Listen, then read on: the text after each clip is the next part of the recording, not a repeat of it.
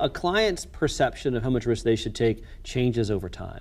Right, advisors have seen this that have been around for a few decades, where clients were very risk-seeking back in 1999, back in 2007, and after crashes, they're very risk-adverse. And so it's important when kind of asking a client to kind of gauge their perception of risk to understand where are we today, right? And then working with them to say, okay, given the risk that you want to take, how will you accomplish your goals? Because so for example, maybe a client is very, very conservative. But to accomplish their goal, it requires them to be aggressive. Well, that's kind of a balancing act. It's saying, okay, if you choose to be conservative with your portfolio, you may not accomplish your goal. Are you willing to take on some more risk in your portfolio to actually have a chance of accomplishing your goal on average? Yeah, but there's a flip side to that, right? So what happens when you take risk when it comes to goals? Well, you can go, you can go.